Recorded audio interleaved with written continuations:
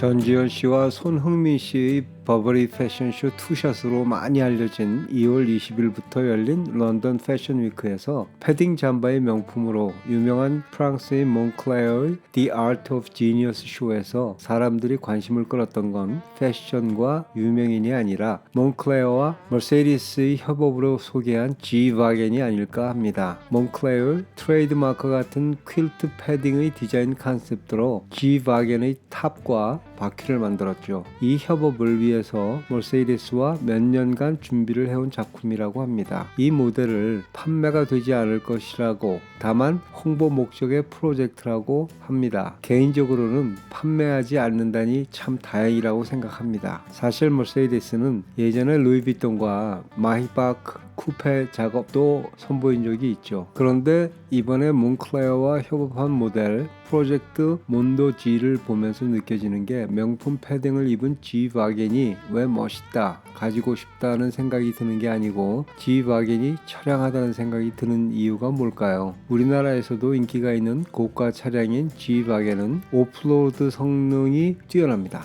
모든 사람들이 찬사를 보내는 정말 뛰어난 차량이라고 생각합니다. 그런데 이 모습을 보고 떠오른 게 남성미의 상징인 추성훈 씨에게 여성스러운 화장과 옷을 입혀 아이돌 멤버로 댄스를 추며 활동을 해라 하고 이야기하는 것과 같다는 생각이 떠올랐습니다. 그것이 돈을 벌지 않을지는 모르겠지만 추성훈 씨 자신이 그런 모습을 즐기고 행복감을 느낄까 하는 의문이 드는데 아마 분명히 행복보다는 불행의 바닥에서 허우적거릴 거라는 생각이 들었습니다. 우리가 인생을 살다 보면 어쩔 수 없이 원하지 않는 모습을 해야 하는 경우도 있고 또 에메러질도 제나 명품 신사복을 입고 등산 모임에 뽐내기 위해 나타나는 상황에 어울리지 않는 선택을 하는 경우도 많습니다. G-Wagon을 보고 이런저런 생각을 하다가 제가 처음 오토바이를 배우기 시작한 생각이 들더군요. 제 나이 14살 집에 있던 오토바이를 밤마다 몰래 가지고 나가 혼자 배우기 시작을 했고 고등학교 때는 충무로의 수입 오토바이 가게를 주말마다 기웃거리다 고등학교 3학년 때 처음으로 내 오토바이를 구입하게 되면서 바이크에 미쳐 시간을 보냈습니다. 나름 내가